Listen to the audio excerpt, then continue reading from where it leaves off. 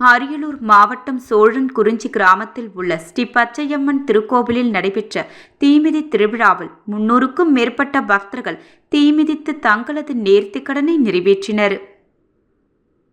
அரியலூர் மாவட்டம் செந்துறை வட்டத்தில் உள்ள சோழன்குறிச்சி கிராமத்தில் எழுந்தருளியிருக்கும் ஸ்ரீ பச்சையம்மன் திருக்கோவிலில் ஆண்டுதோறும் ஆடி மாதத்தில் தீமிதி திருவிழா நடைபெறுவது வழக்கம். இவ்வாண்டு திருவிழா கடந்த 8ஆம் தேதி ஸ்ரீ பச்சையம்மன் முன்பு காப்பு கட்டி விழா தொடங்கியது. தினம்தோறும் சுவாமி வீதியுலா நடைபெற்று இன்று தீமிதி திருவிழா நடைபெற்றது. கோவில் வளாகத்தில் அலங்கரிக்கப்பட்ட பச்சையம்மன் ஊர்வலமாக எடுத்து வரப்பட்டு பந்தலில் வீற்றிருந்தார்.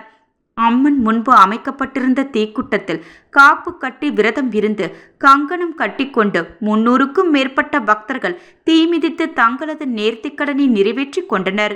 செந்துறை சுற்று வட்டார கிராமத்திலிருந்து திரளான பக்தர்கள் கலந்து கொண்டு தீமிதி திருவிழாவை பார்த்தும் அருள்மிகு பச்சையம்மன் வழிபட்டு சென்றனர். இரும்புல குறிஞ்சி போலீசார் பாதுகாப்பு ஏற்பாடுகளை செய்திருந்தனர்.